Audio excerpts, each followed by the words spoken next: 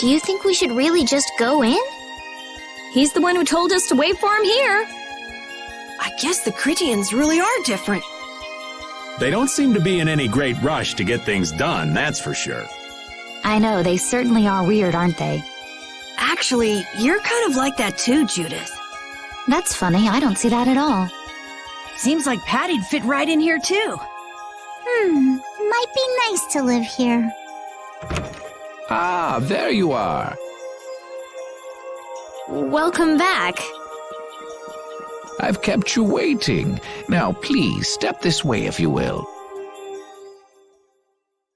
Huh? This is the very means by which the lore of Miorzo is passed on. But, it's just a wall. Judith, use the Nagig as you touch the wall and repeat these words. City of dreams, veiled in mist, reality's extension. City of dreams veiled in mist. Reality's extension? What's happening? Whoa. So the Nagik can do this kind of stuff too. You know about the Nagig. Through its power and the secret phrase handed down, the wall's true form is revealed. This painting is kind of creepy. The Kritia, stewards of wisdom, founders of the mighty Garaios and ancient sages. Our misbegotten wisdom has sown only the seeds of ruin.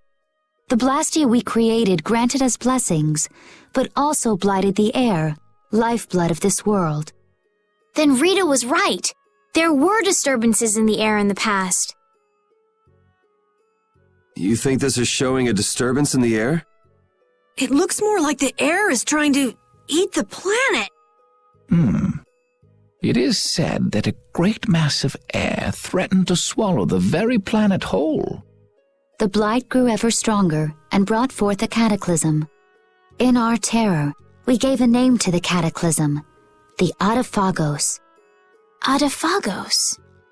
The world united to challenge the Adephagos and banish the loathsome power which created it. Hey, could that be the Entelexia? It does look a bit like monsters and humans fighting something off together. Though the Garaio civilization was lost, the Adephagos was quelled in the end. The fact that we are all still here today is evidence enough of that. So then, is this painting showing the Adephagos being brought under control? What is that? It looks like a large ring. What is that? I can't say. I've wondered that myself. Hey, what's the last thing it says there? Judy? Hearing the world's prayers, life faded from the child of the full moon. The Adephagos disappeared into the void. What? The world's prayers. Life faded from the children of the full moon. Our world was preserved, but the story shall remain here for generations to tell of our sin. 240th year of Asul. What's that supposed to mean? There is no further explanation of what each of these phrases may mean. Our ancestors created the Blastia, which led to the downfall of their entire civilization. They then chose to abandon the Blastia and sever their ties with the outside world. Estelle! Let her go. This is all the lore of Miorzo. Thanks. You've given us a lot to think about. You know what's helpful?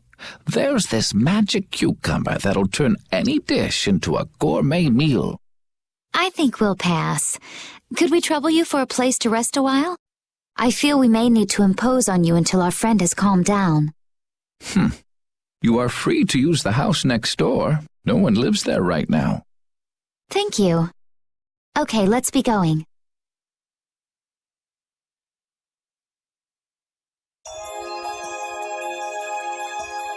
Everything the Elder said is true, isn't it? His interpretation of the murals might not be perfect, but with all he told us, it was very convincing. We knew this was a global problem once we talked to Pharaoh. He granted us time because he knew how we would react when we saw this. He probably wanted to show us humanity ain't cut out to handle the situation. And to make us give up on Estelle. So everything's just going according to Pharaoh's plan then? I will not let that happen. Never. I won't give up on her.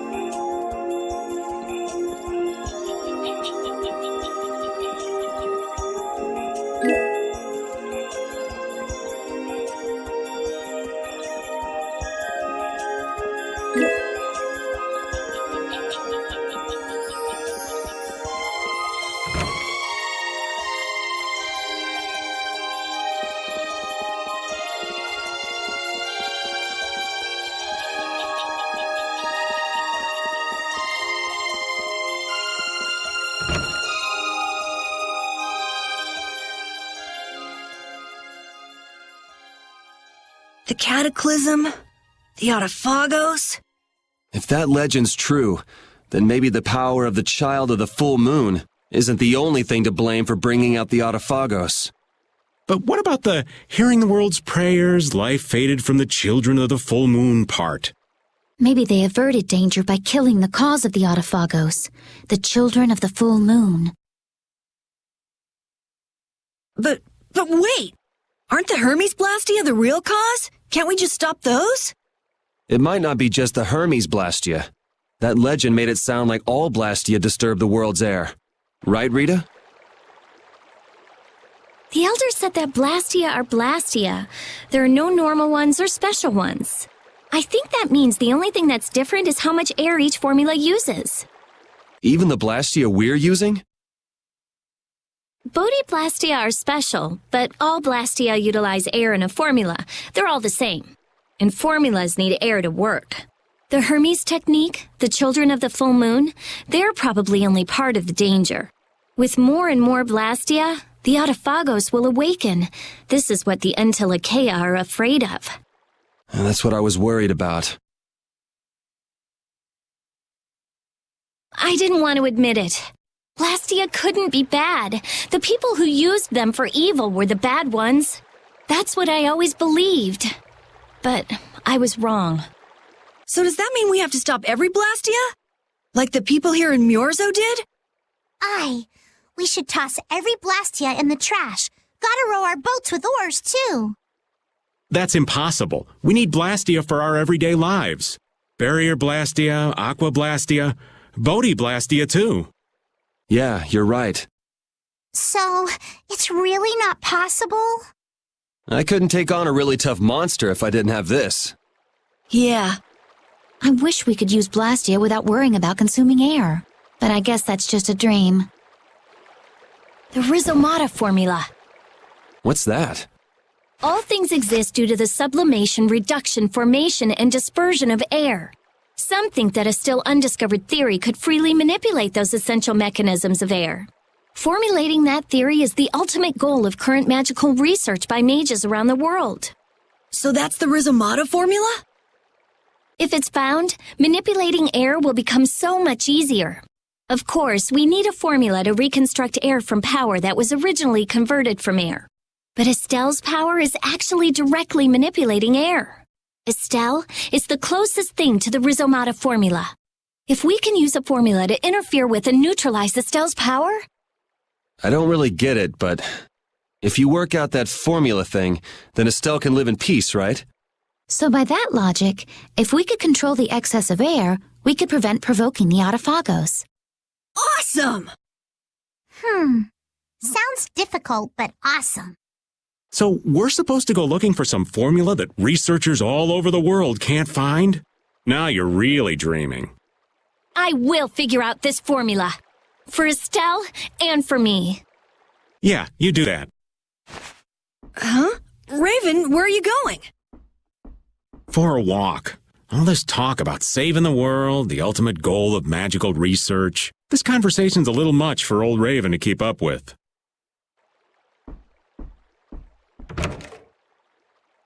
That formula sounds nice and all, but the air is getting worse as we're sitting here. Yeah. For now, we have to find whoever is making the Hermes Blastia. Otherwise, it'll be too late, just like Pharaoh said. But how are we supposed to find whoever that is? If we follow whoever's looking for Apatheia, they should lead us right to them. Cores are made from apatheia, after all. So Flynn and Nan and their friends. Yeah, I wonder if we'll have to fight them. that's kind of up to them. What was that?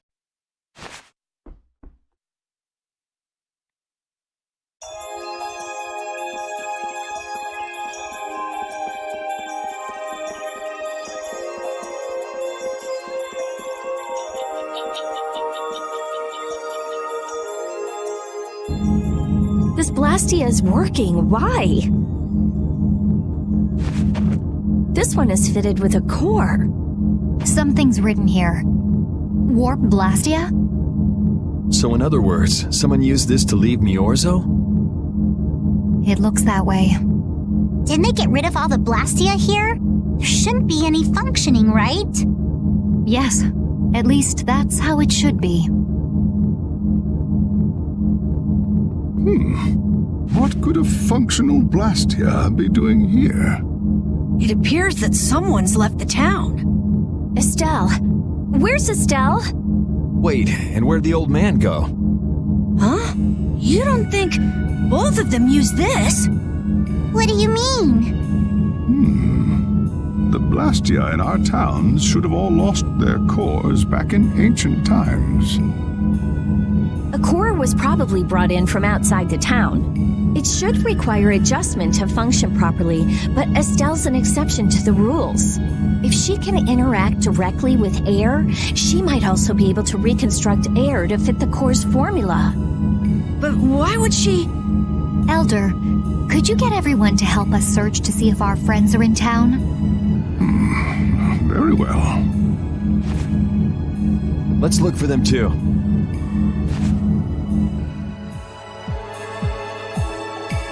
I never should have left Estelle alone. Maybe I couldn't have done anything, but I should have stayed with her. She was so depressed. You're not responsible for this. Beating yourself up over it won't bring her back. I know. And what happened to Raven? He was acting a little strange. Do you think they're working together? I really doubt they'd both disappear at the same time. But why just the two of them? Don't make me start questioning your loyalties, Raven.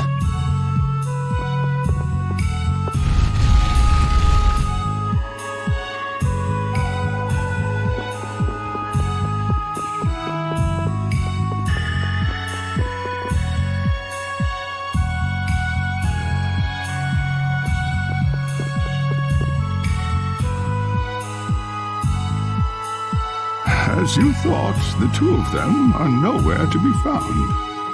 I wonder what could have happened to them. Anyway, let's get back to the surface and look for them.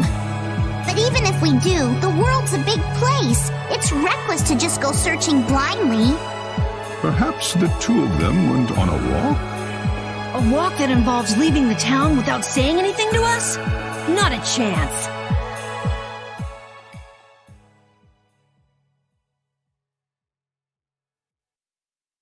Well, only the living have the privilege of saying they'll fight to the last breath. And words like conviction and resolve don't mean much to a dead man. Out. Ah, well. Just when things were getting good. Just who are you anyway? What does the head of the Knights want with you?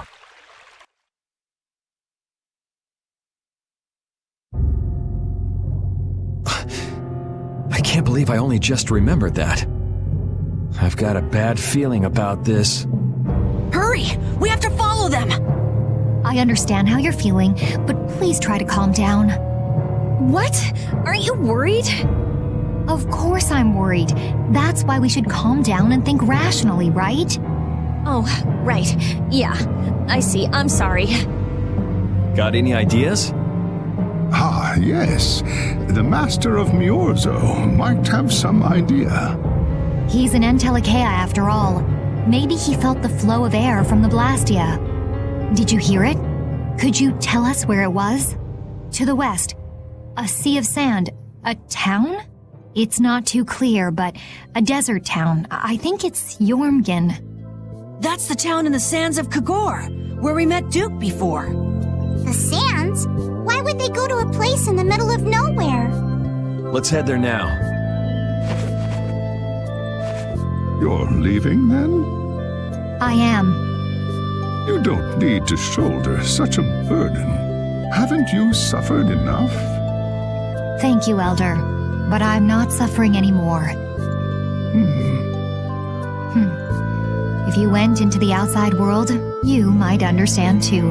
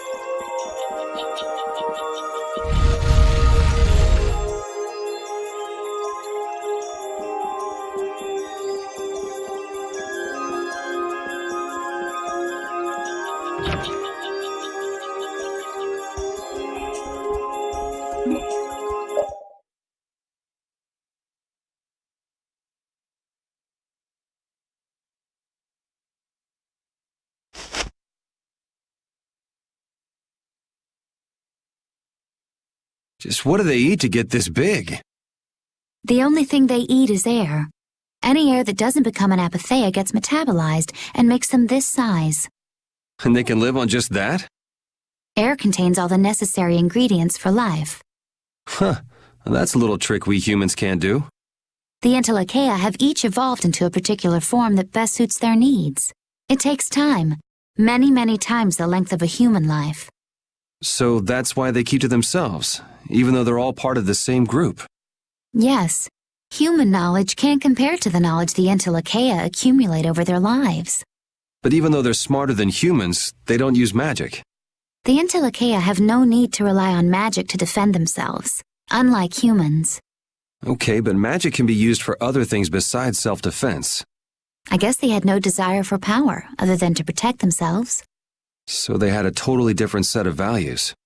That different set of values has led to the wars between the humans and the Entelexia. And the two sides had to come together somehow to defeat the Adephagos in the past. Man, you gotta wonder how crazy that must have been. I don't know. Boyul's still young. He wasn't alive during those times. Even so, he's been around more than 100 years already, right? Yeah, but that would only make him around 20 in human years. I imagine Farah would know about the events of that era. I wonder if he'd be willing to tell us about it. We won't know until we ask. Shall we meet with him so you can ask in person? We will soon enough. We haven't solved any of Estelle's issues, so he'd probably just yell at us again. You're right.